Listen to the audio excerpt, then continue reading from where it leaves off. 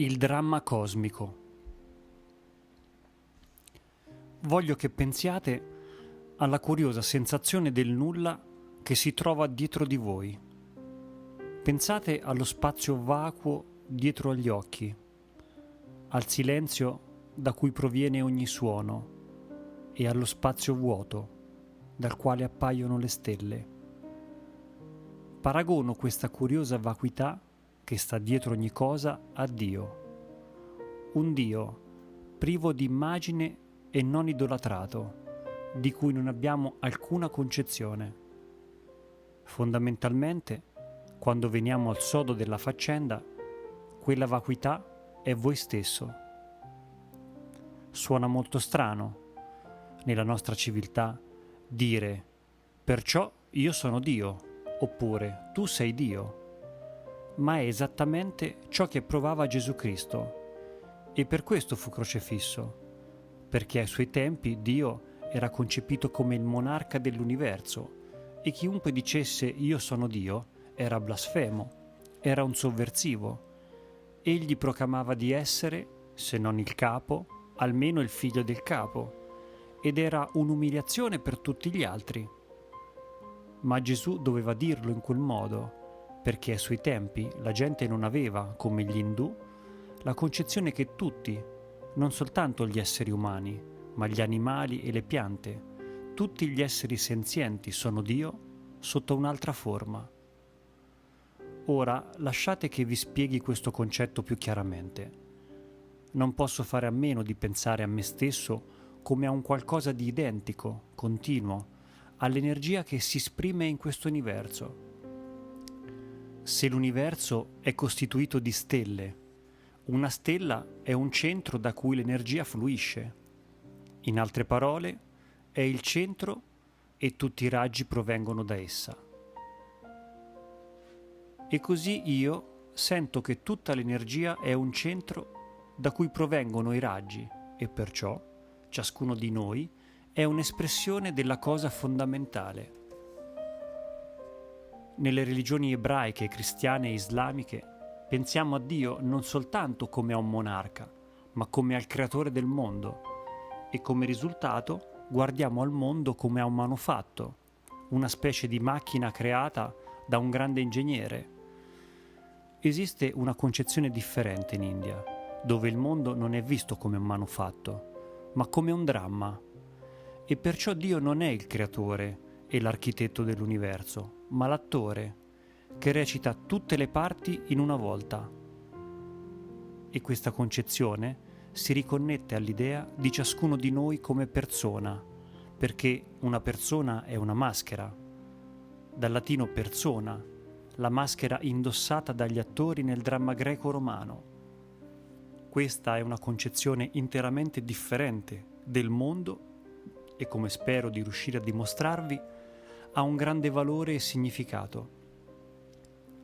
Partiamo allora con la premessa che voi siate Dio e non sappiate in quale modo fate crescere il vostro corpo, in quale modo fate lavorare il vostro sistema nervoso, in quale modo riuscite ad emergere nell'ambiente della natura. Tutto ciò è sconosciuto a voi, il voi che non è voi, il voi che non è l'ego. Questo è Dio, cioè non il capo cosmico, ma il terreno fondamentale dell'essere, la realtà che sempre fu e sarà, che si trova alla base della realtà. Tutto questo è voi. Ora entriamo in una fantasia più mitologica. Supponete di essere Dio. Supponete di avere tutto il tempo, l'eternità e tutta la forza a vostra disposizione. Che cosa fareste? Credo che dopo un po' direste a voi stesso: uomo, arrangiati. Sarebbe come fare un'altra domanda che presuppone la vostra capacità di sognare qualunque cosa desideriate ogni notte. Naturalmente potreste sognare per qualunque lasso di tempo. Potreste sognare 75 anni di tempo in una notte, 100 anni di tempo in una notte, 1000 anni di tempo in una notte. E potrebbe essere tutto ciò che desiderate, perché prima di andare a dormire pensate: questa notte voglio sognare così e così. Naturalmente vi accingereste a soddisfare tutti i vostri desideri.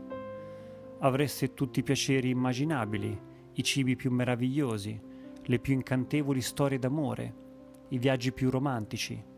Potreste ascoltare una musica che nessun mortale ha mai udito e vedere paesaggi al di là dei vostri sogni più stravaganti. E per parecchie notti, o forse per un intero mese di notti, continuereste in quel modo, divertendovi. Poi dopo un po' comincereste a pensare: beh, ho visto abbastanza, diamo un pizzico di sapore, inventiamo qualche avventura. E sognereste di essere minacciato da ogni sorta di pericolo. Liberereste le principesse prigioniere dei draghi. Forse vi impegnereste in notevoli battaglie. Sareste un eroe. E a mano che il tempo passa, osereste compiere cose sempre più morali e a un certo punto del gioco direste: questa notte voglio sognare in modo da non sapere che sto sognando. E così facendo scambiereste l'esperienza del dramma per l'assoluta realtà. Che scossa al risveglio! Potreste spaventarvi. Poi, durante le notti successive, potreste osare di sperimentare cose ancor più straordinarie solo per il gusto del contrasto con il risveglio. Potreste, per esempio, sognare di trovarvi in una situazione di estrema povertà, malattia, angoscia. Potreste vivere la sofferenza fino al punto più intenso e poi improvvisamente svegliarvi e scoprire che dopo tutto era soltanto un sogno e che tutto va perfettamente bene. Ebbene, come fate a sapere che non è in realtà ciò che state già facendo? Voi leggete, seduto là con tutti i vostri problemi, con tutta la vostra complicata situazione di vita. Questo può essere proprio il sogno in cui avete deciso di entrare. Se non vi piace, che divertimento al risveglio. Questa è l'essenza del dramma. Nel dramma tutti gli spettatori sanno che è soltanto un gioco. L'arco del proscenio, lo schermo del cinema ci dicono: ebbene, questa è un'illusione, non è realtà. In altre parole, essi recitano la loro parte in maniera tanto convincente da costringerci a sedere sul bordo della sedia in preda all'ansietà, da farci ridere, da farci piangere, da farci provare orrore. E continuamente, nel retro della nostra mente, abbiamo quello che i tedeschi definiscono Hintergedanken, che è un pensiero che mulina, si aggira nella nostra mente, di cui siamo a malapena consci ma che conosciamo. Nel teatro abbiamo l'Hintergedanken che si tratti soltanto di un gioco, ma l'abilità degli attori riesce quasi a convincerci che tutto sia reale. Così immaginate una situazione in cui avete il miglior attore disponibile, cioè Dio, e il miglior pubblico possibile, pronto ad essere ingannato e convinto che tutto è reale, cioè Dio, e che voi siate molte maschere con la coscienza fondamentale, la mente fondamentale dell'universo. Per citare un verso di G.K. Chesterton, ma ora una grande cosa nella strada sembra qualunque cenno umano, dove si muovono in uno strano popolo i milioni di maschere di Dio. È come la maschera di Vishnu, il conservatore dell'universo, una maschera multipla che illustra come chi guarda attraverso i miei occhi o gli occhi di chiunque altro sia sempre lo stesso centro. Così, quando guardo un altro essere umano e guardo diritto nei suoi occhi, non mi piace. C'è qualcosa di imbarazzante nel fissare troppo intensamente gli occhi di un altro. Non guardatemi tanto intensamente, perché potrei tradirmi. Potreste scoprire chi sono realmente. Supponete che un'altra persona che fissa profondamente i vostri occhi leggerà tutte le cose di cui vi vergognate, tutti i difetti, tutto ciò di cui siete colpevole. O esiste un segreto ancora più profondo? Gli occhi sono il nostro organo sensibile e quando fissate a lungo gli occhi di un'altra persona, guardate i gioielli più belli dell'universo. E se guardate al di là di quella bellezza superficiale, trovate il più bel gioiello dell'universo, perché è l'universo che vi sta guardando. Noi siamo gli occhi del cosmo, cosicché, in un certo modo, quando fissate profondamente gli occhi di qualcuno, fissate profondamente voi stessi e l'altra persona guarda allo stesso sé, molti occhi come la maschera di Vishnu è multiforme, che guarda ovunque, un'energia che recita miriadi di parti diverse. Perché? È assolutamente ovvio, perché se foste Dio e sapeste tutto e controllaste tutto, vi annoiereste a morte. Sarebbe come fare l'amore con una donna di plastica. Tutto sarebbe prevedibile, conosciuto, chiaro, senza alcun mistero, senza sorprese. Considerate la questione sotto un altro aspetto. L'oggetto della nostra tecnologia è il controllo del mondo. Un universo super elettronico a pulsanti, dove possiamo avere tutto ciò che vogliamo, realizzare qualunque desiderio schiacciando semplicemente un bottone. Siete Aladino con la lampada, la strofinate, il ginni compare e dice: Salam, sono il vostro umile servo, che cosa desiderate? Qualunque cosa vogliate. E dopo un po', proprio come in quei sogni in cui vi ho descritto la vostra decisione di dimenticare che state sognando, direste al ginni della lampada: vorrei una sorpresa. O Dio, nella corte dei cieli, si rivolgerebbe al suo visir e direbbe: o comandante dei fedeli, siamo annoiati. E il visir della corte risponderebbe: o re, possiate vivere eternamente. Di sicuro, nell'infinità della vostra saggezza, potete scoprire un mezzo per non annoiarvi. E il re risponderebbe: o visir, fateci una sorpresa. Questa è la base della storia delle notti arabe. C'era un potente sultano molto annoiato e perciò sfidò Sherazad a raccontargli una storia nuova ogni notte, così che il racconto, complicato dalle avventure, non avesse mai fine. Forse non è la stessa ragione per cui andiamo a teatro, al cinema, per cui vogliamo uscire da noi stessi? Desideriamo una sorpresa, e una sorpresa significa che dovete diversificarvi, cioè deve entrare nella vostra esperienza un elemento che non sia sotto il vostro controllo.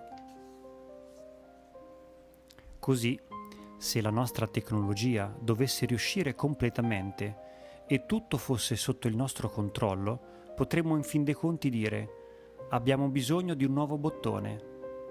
Con tutti quei pulsanti di controllo, dobbiamo sempre avere un bottone etichettato sorpresa e affinché non diventi troppo pericoloso, fisseremo un limite di tempo: sorpresa per 15 minuti, per un'ora, per un giorno, per un mese, per un anno, per una vita. Allora, alla fine, quando il circuito della sorpresa sarà terminato, torneremo al posto di controllo e sospireremo di sollievo, ma dopo un po' premeremo ancora una volta il bottone sorpresa. Noterete un ritmo curioso in ciò che ho appena spiegato. Esso corrisponde all'idea hindu del corso del tempo e del modo in cui l'evoluzione cammina, un'idea fondamentalmente diversa dalla nostra. Prima di tutto, gli indù pensano al tempo come a qualcosa di circolare. Guardate il vostro orologio, in cui il tempo è circolare, ma gli occidentali tendono a pensare al tempo come ad una linea retta, una strada a senso unico. E questa convinzione deriva dalla religione ebraica e da Sant'Agostino.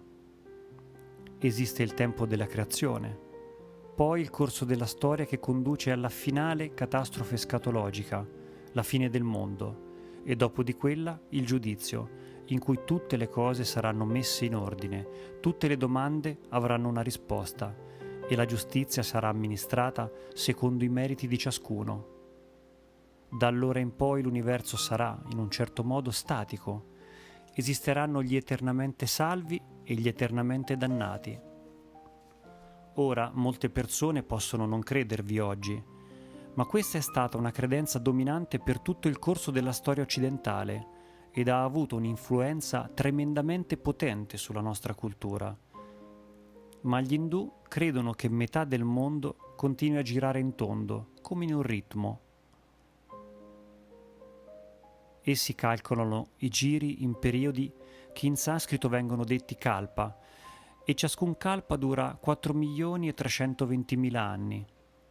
Il kalpa è il periodo o manvantara durante cui il mondo come lo conosciamo si manifesta. È seguito da un periodo, anch'esso lungo un kalpa, 4.320.000 anni, chiamato pralaya, in cui il mondo non si manifesta più. E questi sono i giorni e le notti di Brahma, la divinità. Durante il manvantara, quando il mondo si manifesta, Brahma dorme, sognando di essere ciascuno di noi e tutto ciò che accade, e durante il pralaya, il suo giorno, è sveglio e si conosce per ciò che esso è, perché è al di là del sesso. Poi, ancora una volta, preme il pulsante sorpresa. Come nel corso dei nostri sogni, sogniamo naturalmente prima le cose più piacevoli ed estatiche, e poi diventiamo più avventurosi e sperimentiamo ed esploriamo le dimensioni più audaci dell'esperienza. Nello stesso modo, gli Hindu credono che il kalpa dell'universo manifesto, il Manvantara, sia diviso in 4 periodi di diversa lunghezza. Il primo è il più lungo e l'ultimo è il più breve. Sono definiti secondo il tiro nel gioco dei dadi indù. Vi sono 4 tiri e il 4 è sempre il migliore, come il 6 nel nostro gioco dei dadi, e l'1 è sempre il peggiore.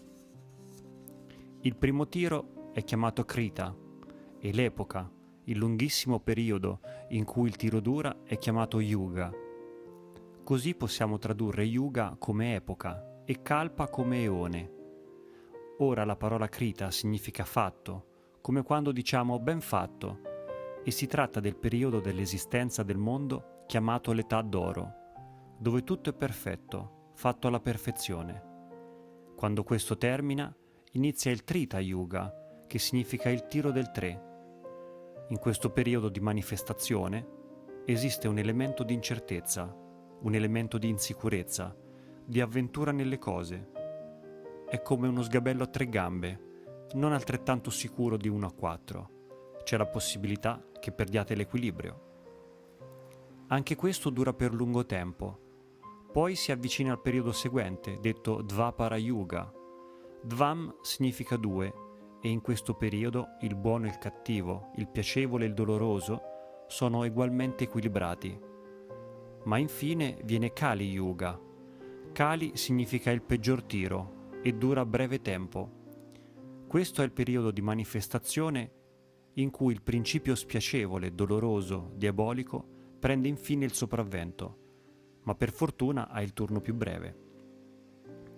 E al termine del Kali Yuga, il grande distruttore dei mondi, Dio manifestato come il principio distruttivo Shiva, esegue una danza chiamata Tandava e appare con il corpo azzurro e 10 braccia, i lampi e il fuoco che fuoriescono da ogni poro della pelle, ed esegue una danza in cui l'universo viene infine distrutto.